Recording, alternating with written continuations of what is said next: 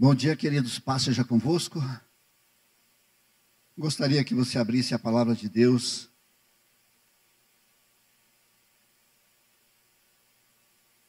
Nós vamos ler alguns versículos, né? E eu gostaria de ler, neste momento, Isaías capítulo 53.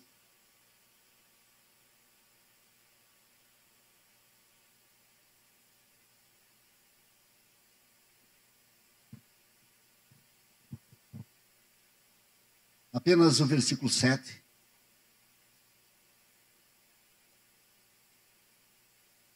Na divulgação do culto, né? Aquela imagenzinha que circulou aí, foi colocado esse versículo, né? Por isso que eu quero ler ele. Ele foi oprimido, mas não abriu a boca. Como um cordeiro, foi levado ao matadouro. E como a ovelha muda perante os seus tosquiadores, ele não abriu a boca. Essa palavra, ela foi predita 740 anos antes de acontecer a vinda de Jesus. O profeta Isaías anunciou, né, o que iria acontecer, e aconteceu exatamente como ele falou aqui, né? O Cordeiro de Deus um dia viria e veio, e essas músicas aqui, elas retratam exatamente o que aconteceu naquela semana que antecedeu a morte de Jesus, né? Ou naquele final de semana que aconteceu a morte e a ressurreição de Jesus, né? Essas músicas todas praticamente fizeram com que a gente relembrasse o que ele fez por nós. E é impossível a gente analisar Páscoa sem falar de libertação. Se existe uma palavra que combina com Páscoa, não é chocolate, né? Não é coelhinho. Embora a gente compre chocolate, presenteie alguém com chocolate, mas não é isso. Para nós cristãos, nós sabemos que não é isso. A gente não fica alienado a essas coisas, está nesse mundo e a gente acaba, às vezes, comprando, presenteando. Mas a grande verdade é que Páscoa significa libertação. Eu lembro que no ano passado eu disse, e sempre vou dizer, né? O significado original da palavra é passar sobre, né? Então, passar sobre é o significado da Páscoa. E esse texto, ele está lá em Êxodo. Eu queria ler com vocês apenas 3 versículos. Segundo livro da Bíblia, no capítulo 12, versículo 11. Capítulo 12, versículo 11 diz assim: assim, pois, o comereis, os vossos lombos cingidos, os vossos sapatos nos pés, e o vosso cajado na mão. E o comereis apressadamente. Essa é a Páscoa do Senhor. E eu passarei pela terra do Egito essa noite, e ferirei todo o primogênito na terra do Egito, desde os homens até os animais, e sobre todos os deuses do Egito farei juízo. Eu sou o Senhor. E aquele sangue vos será por sinal nas casas em que estiveres. Vendo eu sangue, passarei por cima de vós, e não haverá entre vós praga de mortandade, quando eu ferir a terra do Egito. Este dia vos será por memória, e celebrá-lo-eis por festa ao Senhor. Nas vossas gerações o celebrareis por estatuto perpétuo. Então, queridos, eu queria fazer um breve comentário sobre essa escravidão. Como Páscoa tem a ver com libertação, e esse texto está falando exatamente do momento que antecedeu a libertação do povo, deixa eu lembrá-los, né? Que o povo de Israel viveu por 400 anos numa terra estranha, como escravos, numa terra que não era a deles. Mas Deus tem propósito em tudo, queridos. Estava lendo lá em Gênesis, no capítulo 15, do 13 ao 14, vai falar que Deus falou assim para Abraão: Abraão, eu estou iniciando com você, estou te prometendo um filho, vou fazer de você uma grande nação e tal, mas já estou te adiantando, já estou te avisando que vocês vão viver 400 anos numa terra estranha. Nós recentemente estávamos falando aqui no curso de batalha espiritual sobre lutas e dificuldades. E algumas nós dissemos que são permissão de Deus. Deus tem os seus propósitos, Deus tem os seus planos. Quis Deus que o seu povo se formasse, se multiplicasse, e por que não dizer enriquecesse, mesmo como escravos, numa terra estranha. Na condição em que eles estavam. Então não era nada confuso para eles, porque eles já haviam recebido uma palavra de que eles ficariam. Pode ler Gênesis capítulo 15, versículo 13 e 14, você vai encontrar exatamente isso que eu estou falando. Por quê? Porque Deus alerta as pessoas às vezes quanto a algumas situações. Deus tinha planos, Deus tinha propósito, tinha, mas teria que seria da forma como foi. Então, isso aqui serve para uma reflexão, porque às vezes a gente passa por umas lutas, umas dificuldades, e a gente pensa: será que Deus está comigo? Será que Deus está nesse negócio?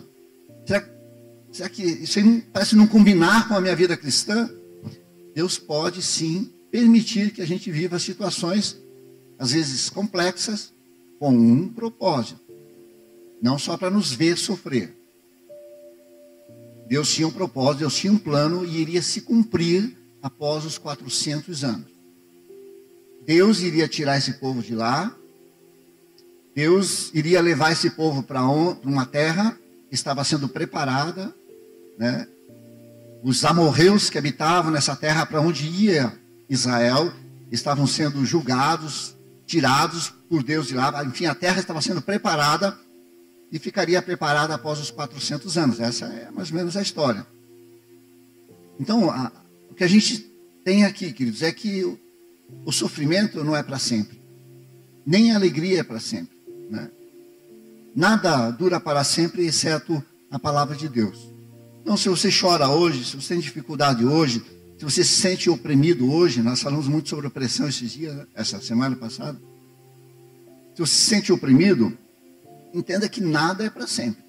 Isso é confortante. A única coisa que permanece para sempre é a palavra de Deus. Mas os céus e a terra passarão. E as coisas, as circunstâncias também passam. Os 400 anos iriam se findar. E não é o único texto na Bíblia que Deus dá uma data. Se você vê o cativeiro babilônico, a mesma coisa. Foi 70 anos. Tinha um porquê sim. Lá eram juízes de Deus por causa do pecado. Diferente aqui do início com Abraão, com Jacó, lá na terra do Egito. Lá era outra questão. Mas eles sabiam também que aquele tempo iria se findar. E se findou. E a glória da segunda casa foi maior do que a da primeira, né? Então, Deus tem os seus planos, tem os propósitos. Deus permanece com a gente mesmo nos dias de confusão na nossa mente. Ele está presente, Ele está nos conduzindo, Ele está nos guiando para um propósito maior, para algo que muitas vezes nós nem sabemos, nem entendemos, mas que irá acontecer. Ou às vezes nós sabemos sim.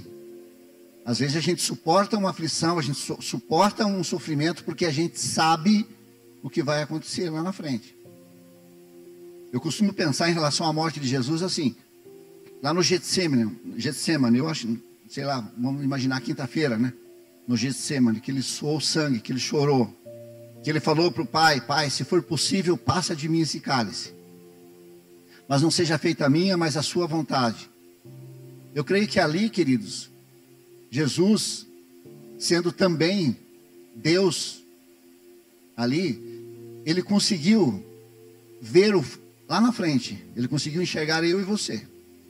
Então aquilo fez com que ele permanecesse ali no sofrimento, suportasse o sofrimento, porque ele sabia que muitos seriam atraídos, muitos conheceriam o Pai, muitos entenderiam a mensagem da salvação. E ele suportou porque ele sabia que o Pai tinha um propósito naquele sofrimento, naquela dor. Então não permita que o inimigo, né, da igreja, o inimigo dos santos, o inimigo de Jesus, te engane. Não vamos permitir que ele nos engane, dizendo que Deus nos chamou só para sofrer. Ele é um mentiroso. Nós sabemos que quando sofremos, mesmo no sofrimento, Deus está trabalhando na nossa vida. E como está? Às vezes nos preparando para algo maravilhoso, grandioso, que a gente só vai entender ali na frente. Então suporte as dificuldades. Mas os 400 anos que eles iriam encerrar. Então nasceu Moisés, Faraó se revoltou, tentou matar os meninos lá, as parteiras eram para matar os meninos. Só que quando Deus está no comando, queridos, nenhum plano, nenhuma arma forjada contra nós, o profeta disse, né, prosperará. Ninguém pode impedir um propósito, um plano de Deus. Não tem como ser frustrado, não vai ser frustrado. Deus vai fazer com que aconteça. Agora estava findando os 400 anos. E nasce Moisés e Deus guarda, protege Moisés, como você conhece a história, de forma sobrenatural ali, né? Deus usa as circunstâncias, a correnteza do rio, leva lá a mulher tomar banho bem naquela hora. Enfim, ele tem toda a história ali. Ele se precipita lá dentro e mata um egípcio, daí tem que fugir, fica mais 40 anos fora. Mas enfim, chegou a hora. Chegou a hora do povo de Deus ser liberto. Chegou a hora de acontecer a primeira Páscoa, né? E aí Faraó endurece o coração. Eu queria ver com você, queridos, no capítulo em Êxodo, desculpe, no capítulo 8, abra comigo lá. Isso aqui é antes, as pragas, né? As pragas lá no Egito. Então, Deus agora queria libertar. Deus iria libertar. E aí Moisés fala, orientado pelo Senhor, com Faraó, pedindo permissão para o povo sair da libertação. Só que o inimigo, queridos, ele não colabora. Ele jamais vai colaborar na libertação de alguém. O inimigo, ele quer mais manter a pessoa presa, escrava. No caso de Faraó, representando esse inimigo, esse poder do mal, que oprimia o povo de Deus, olha o que vai acontecer no 8:25. Então chamou Faraó a Moisés e a Arão e disse: ide sacrificai ao vosso Deus nessa terra. E Moisés disse: não convém que façamos assim, porque sacrificaríamos ao Senhor nosso Deus abominação aos egípcios. Eis que se sacrificássemos da abominação aos egípcios perante os seus olhos e não nos apedrejariam eles, deixa-nos ir caminho de 3 dias ao deserto para que sacrifiquemos ao Senhor nosso Deus, como ele nos dirá. Moisés pediu para se retirar da região para sacrificar ao Senhor, que ali não tinha como eles servirem ao Senhor naquela terra estranha. Eles poderiam ser mal interpretados e seriam apedrejados pelos egípcios. Então olha o que o Faraó vai dizer no 28, queridos. E agora me diga se isso não é uma reflexão para nós como igreja. Então disse Faraó: deixar-vos-ei ir, para que sacrifiquem ao Senhor vosso Deus no deserto, conforme eles estavam pedindo. Somente que indo não vades longe. E pede até que orem por ele. Esse não vades longe, sabe o que quer dizer? Quer dizer que o inimigo sempre te quer por perto dele. É como se o diabo dissesse assim: não, tudo bem, eles querem ir na igreja, quer se envolver lá, quer fazer parte de alguma coisa, quer se batizar, tudo bem, mas fica aqui por perto. A gente precisa manter um relacionamento. A gente precisa continuar os nossos planos, as nossas ideias, enfim. Então pense nisso. Satanás, ele se satisfaz, o inimigo se satisfaz com um pouco de você, com um pouco de nós. Deus, ele nos quer por inteiro. Deus só nos aceita se for 100%. É sim, sim, não, não. E ele não força a barra também. Agora o diabo não, o inimigo não. O inimigo, se tiver você por perto dele, ele já está satisfeito. Mas o convite é para que a gente se afaste do mal, se afaste das trevas e se aproxime da luz, que é o Senhor. Mas vai haver sim sempre um poder, uma força, tentando nos manter próximo, por perto do inimigo. Essa força do inimigo, ela também nos atrai. Se a gente não prestar atenção, a gente sacrifica o Senhor, a gente faz ali que nem o faraó está sugerindo, e ao mesmo tempo fica por perto de Faraó, fica naquela terra pagã, fica com aquela mentalidade pagã, fica ali participando daquilo que Deus não quer mais que você participe, que era isso que estava acontecendo aqui. Deus não queria mais agora que o povo ficasse lá. Mas Faraó falou, não, sacrifique para o Deus de vocês, mas fique por perto. Então, ele sempre nos quer por perto. Agora veja no capítulo 10. Isso tudo é antes da libertação, isso tudo é momentos antes da Páscoa. A Páscoa foi no capítulo 12 que a gente leu, né? Agora veja no 10, versículo 10, capítulo 10, do 8 ao 11. 10, do 8 ao 11. Então Moisés e Arão foram levados outra vez a Faraó, e ele lhe disse, ide, servi ao Senhor vosso Deus. Quais são os que hão de ir? A pergunta de Faraó a Arão. Moisés disse, havemos de ir com os nossos meninos, com os nossos velhos, com os nossos filhos e com as nossas filhas, e com as nossas ovelhas e com os nossos bois, havemos de ir, porque festa do Senhor temos. Então, ele lhe disse, Faraó, de novo, seja o Senhor assim convosco. Como eu vos deixarei ir a vós e a vossos filhos? Olhai que há mal diante da vossa face. Olha, foca o 11 aí, ó. Não será assim. Andai agora vós, varões, e servi ao Senhor. Pois isso é o que pediste, e os lançaram da face de Faraó. Sabe quando o Faraó disse para Moisés e Arão ali, ó? E de vós, varões, ele está dizendo assim, eu vou liberar vocês para servir ao Senhor, mas não com os vossos filhos, vossas filhas, com a vossa família, com o vosso gado. Só vão vocês homens. Você entende? Olha como o inimigo, ele é resistente, ele é insistente.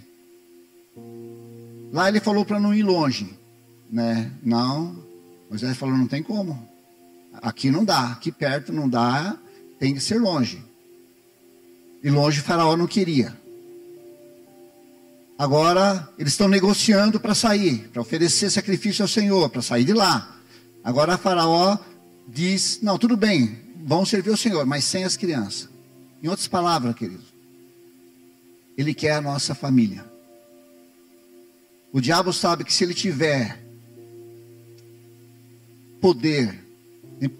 em poder um membro da nossa família, a gente sabe que a gente não é feliz, a gente sabe que não está completo, que não está bom.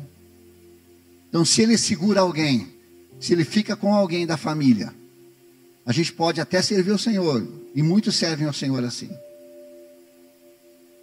Mas a gente pode, ouvindo uma palavra como essa, se despertar e começar uma batalha espiritual, uma intercessão em favor dessa pessoa, dizendo para Deus que você quer ela com você, servindo ao Senhor, dizendo para o diabo também que ele não tem poder, porque você está em batalha, você está entrando na brecha, você está orando por aquela pessoa, você vai jejuar por aquela pessoa, porque você quer dizer como Josué disse, quando entraram na terra prometida, vocês escolhem os deuses a quem vocês queiram servir. Porém, eu e a minha casa serviremos ao Senhor. É um versículo maravilhoso. Então, não abra mão de ver, de desejar a sua família servindo ao Senhor. O diabo não quer. O faraó não quer.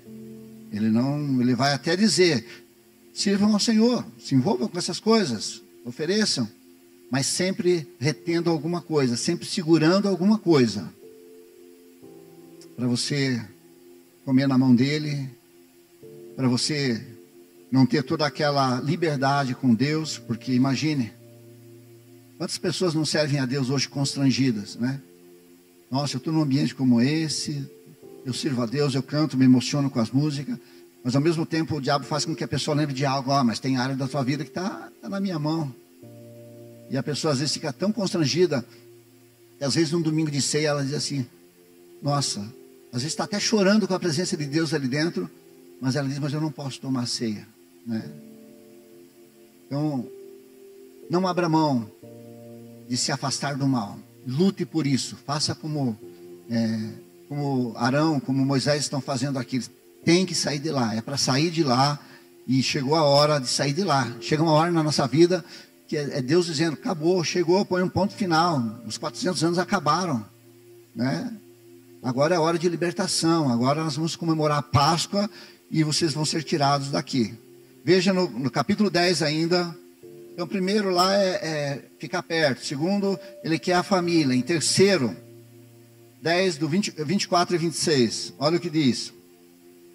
Então Faraó chamou a Moisés e disse: ide servir ao Senhor, somente fiquem vossas ovelhas e vossas vacas. Vão também convosco as vossas crianças. Moisés, porém, disse: tu também nos darás em nossas mãos sacrifícios e holocaustos que ofereçamos ao Senhor nosso Deus. E também o nosso gado há de ir conosco, nenhuma unha ficará. Sabe o que está acontecendo aqui, queridos? Agora Faraó já está dizendo assim: tudo bem, vão, mas deixem os gados, porque o povo hebreu, eles tinham gado, eles prosperaram lá na terra. Só que agora é como se o diabo dissesse assim: querem oferecer algo para o Senhor? Ofereçam. E o que eles ofereciam para o Senhor na época? Era ovelha, era bois, era cabritos. Era isso que eles ofereciam para o Senhor. E agora Faraó sugere que eles vão servir ao Senhor, mas que as riquezas, que as posses deles fiquem. É como se Faraó tivesse liberado, mas ele sem nenhum recurso. E se você for lá em Gênesis, onde eu falei 15, do 13 ao 14... você vai ver que Deus disse para Abraão que no final dos 400 anos, eles iriam sair de lá com fazendas. E o que é fazendas? É riquezas, é posses. E agora Faraó está dizendo: não, vocês devem sair, mas sem fazenda, sem gado, sem o ouro, sem riqueza, enfim, sem nada.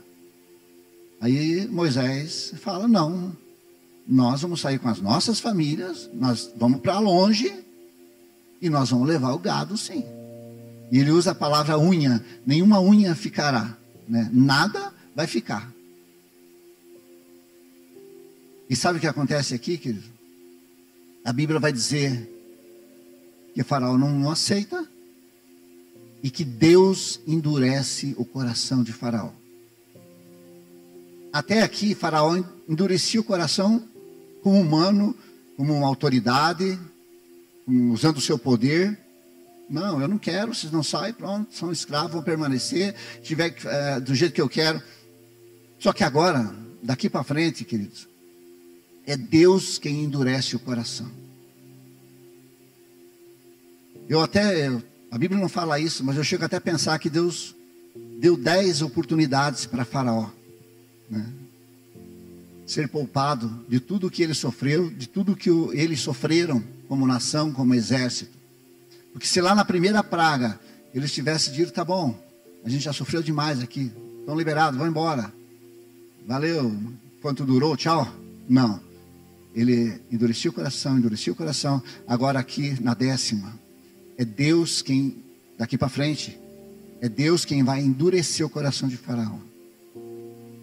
E aí vem a 10ª praga, e está relacionado ao texto em que a gente leu. agora não precisava mais da permissão de Faraó.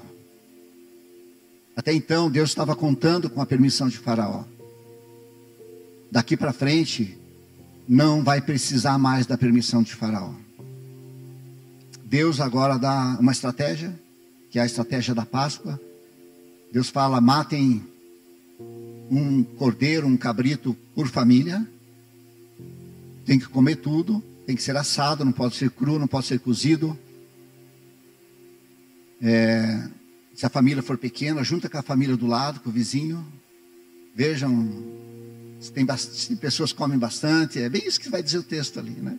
Veja se alguém come pouco. Enfim, faça um grupo o suficiente para comer todo o cordeirinho, todo o cabrito.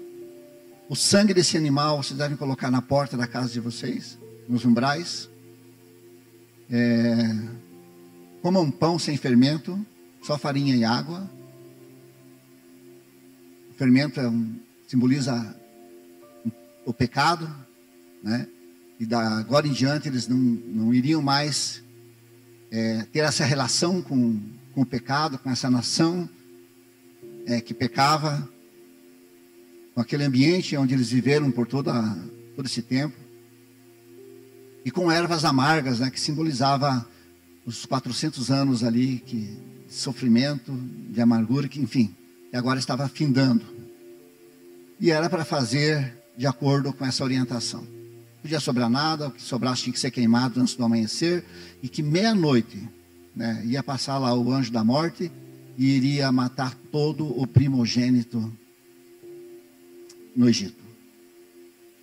Conta uma história, não está na Bíblia, queridos.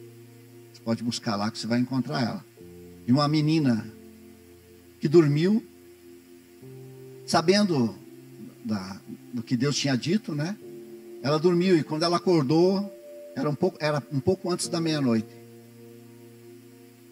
Ela acordou e falou para o pai, para a mãe: pai, mãe, foi colocado sangue na porta da nossa casa? Daí o pai e a mãe falam assim: claro, todos colocamos, foi colocado sim, né? Enfim, todos estão fazendo isso, fizeram isso durante o dia aí, está tudo certo. A menina sai para fora para olhar e a casa não estava marcada, tinham esquecido de marcar a casa, né? Então ainda há tempo, eles colocaram sangue na porta daquela casa, né? E aquela menina, como primogênita, ela foi salva. Então essa marca, ela era necessária, esse sangue era necessário naquela porta, para que houvesse, para que Deus poupasse, para que fossem livres da morte. Foi uma das piores noites que o Egito viveu. Não dá nem para imaginar, eu nem tento imaginar isso. Pense em cada casa, um morrendo. E não era só o ser humano, eram os animais também. Então foi algo muito terrível, não dá nem para imaginar, como eu disse. E aí sim, agora Faraó se dobra diante do que ele está vendo, chama a Moisés e Arão e fala o seguinte: olha, pode sair com tudo. Daí eles pedem ouro, pedem prata, eles pegam o ouro e a prata do Egito. Eles saem ricos, conforme Deus predisse lá atrás. E essa é a Páscoa do Senhor. E Deus pediu para que isso fosse lembrado, comemorado perpetuamente. Então, sempre que você lembrar desse dia, sempre que passarmos por esse dia, não esqueça, foi nesse dia, foi através dessa festa, dessa refeição aqui, dessa obediência aqui, que o povo de Israel foi liberto do Egito e foi instituído a Páscoa. Aqui Deus fez tudo isso para um povo, o povo de Israel, o povo hebreu. Mas nós vamos ver para frente, queridos. Um dia está João lá batizando os seus discípulos, né? De repente Jesus chegando para ele. João capítulo 1, versículo 29, me parece. Ele fala para os seus discípulos, João Batista: olhem lá, eis o Cordeiro de Deus, que tira o pecado do mundo. Agora Deus não está mais preocupado com o povo de Israel, porque ele já foi formado, ele já foi tirado de lá. Agora Deus está de olho na humanidade. Para que a humanidade fosse resgatada, fosse liberta da escravidão, não de um faraó, mas do pecado. Do pecado. O pecado escraviza uma pessoa. Quem pratica pecado e é cristão, sabe exatamente do que eu estou falando. Não estou falando de alguém que comete um pecado e se arrepende. Estou falando de quem pratica pecado. Quem pratica um pecado e é cristão, se identifica como cristão, essa pessoa sabe do que eu estou falando. Ela é escrava daquele pensamento, ela é escrava daquele hábito pecaminoso, daquele pensamento pecaminoso, daquela prática pecaminosa, e ela é escrava. Jesus, Deus, olhou para a humanidade e viu a humanidade escrava, dominada pelo pecado, pelo mal. E aí ele envia. Lá foram cordeiros, um para cada casa, mas imagina-se 2 milhões de pessoas, 2 milhões e 500 mil pessoas, o povo hebreu no Egito. Imagine quantos cordeiros, quanto sangue não foi derramado lá. E a gente vai vendo a história, né, do Velho Testamento e vai ver que no final dele, Deus já não está mais aceitando o bode, o cabrito, porque a forma como eles estavam fazendo. Tanto é que quando Jesus veio, a gente vê lá no templo que ele não fica satisfeito com o que está acontecendo, ele quebra tudo lá, né? Enfim, Deus já não aceitava, já não funcionava mais, porque o homem havia se corrompido, né? Até no seu sacrifício ao Senhor, até na sua oferta ao Senhor. E Deus acabou com o Velho Testamento assim. É só ler lá o último livro do Velho Testamento, você vai encontrar isso. Então agora Jesus, o Cordeiro de Deus, sem pecado, sem mancha, sem mácula, veio a essa terra. Veio para morrer. Veio para derramar o seu sangue, literalmente falando. Para que vidas de pessoas fossem marcadas. Para que o anjo da morte só pudesse passar sobre, mas não pudesse tocar mais. E é assim que a gente se sente hoje. Você que já foi marcado com o sangue de Jesus. Você que tem a sua vida marcada com o sangue do Senhor. Você sabe que a morte te cerca, que o pecado te cerca. Mas ela só pode passar sobre a sua vida. Ela não tem poder de tocar em você, de matar você. A nossa vida, ela está guardada, ela está protegida, assim como a casa dos hebreus lá no Egito estavam guardados e protegidas com o sangue daqueles animaizinhos. Faraó, ele quer continuar nos oprimindo, ele quer continuar nos forçando a servi-lo. Mas Jesus veio e nos trouxe uma libertação plena. Aleluia. Nós fomos verdadeiramente salvos e libertos de todo o poder do mal. Porque um Cordeiro Santo, um Cordeiro puro. Quando a gente pensa sobre a morte de Jesus, a gente se emociona. Quando a pastora fez a abertura, eles cantando aquela música ali, não tem como você não se emocionar. E não é errado se emocionar, queridos. Porque foi maravilhoso demais, foi lindo demais. Ele podia gritar, ele podia pedir socorro, ele podia interromper o processo dizendo: Deus, Pai, chega, faça outra coisa, mas eu não vou, não quero. Ou ele poderia ordenar ali que anjos viessem e tirassem ele daquela cruz ali, antes da sua morte, interrompendo aquele sofrimento. Mas pelo contrário, a Bíblia diz que como uma ovelha muda, como um cordeiro, ele se entregou. É diferente da gente imaginar, eles mataram. Ele se entregou. Por mim e por você. Por isso nós o amamos, querido. Por isso nós fazemos culto para Ele. Por isso a gente faz programação com uma única intenção de glorificar o nome dEle. Porque o que Ele fez, ninguém faria por você. ninguém vai fazer por você. E olha, ele não tinha nenhum pecado. Nenhum pecado. Ele ficou desfigurado. Por amor.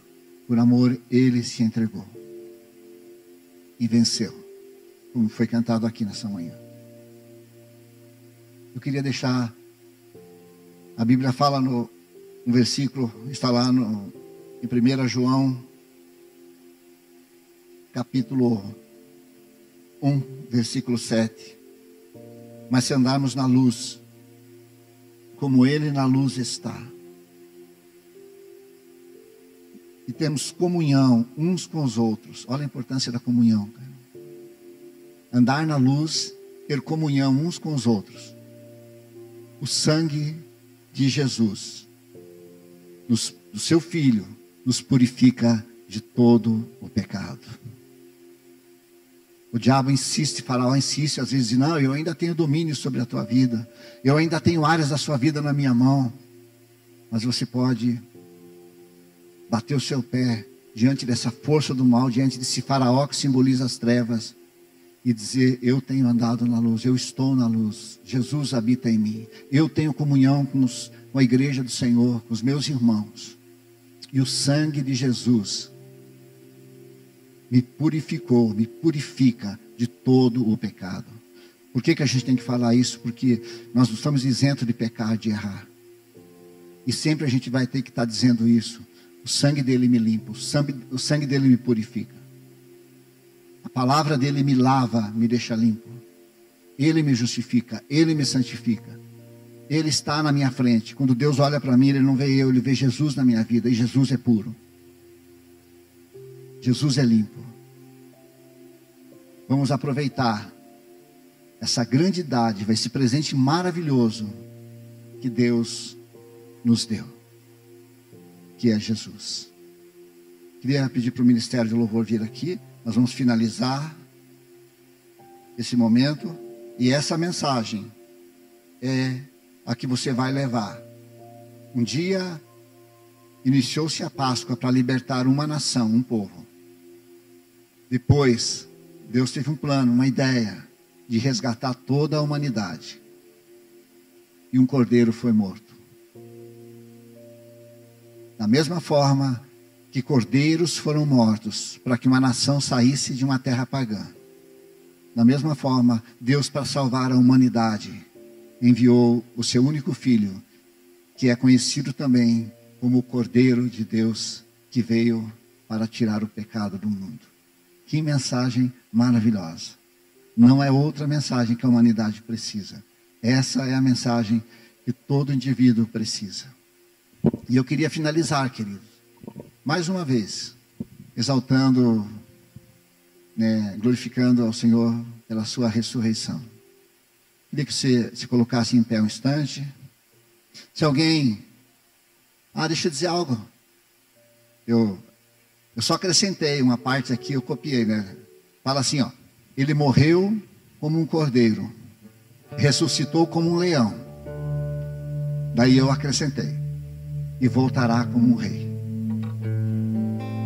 Morreu como um cordeiro, mas ninguém mais vai ver ele como um cordeirinho, tadinho, coroa de espinho, desfigurado. Não. Ele não voltará como um cordeiro. Ele veio e morreu como um cordeiro, ressuscitou como um leão. Quando ele ressuscitou, sabe o que ele disse? Todo o poder foi me dado nos céus e na terra. Todo o poder. Olha a afirmação que Jesus fez após a ressurreição. Todo o poder. Deus, o Pai, conferiu a ele esse poder. E a Bíblia também afirma que ele voltará como o Rei dos Reis, Senhor dos Senhores. E todo olho o verá. Os santos ouvirão e subirão ao seu encontro. Coloque a sua vida na presença de Deus, antes de finalizarmos. E adore o Senhor com essa música que eles vão iniciar ali. Em seguida eu quero finalizar. E uma reflexão, queridos. Uma reflexão. Hoje é dia de reflexão. Meu coração está marcado minha alma está marcada, minha vida está marcada. Sou uma casa marcada, sou uma pessoa marcada com esse sangue. Tem convicção disso? Não tem?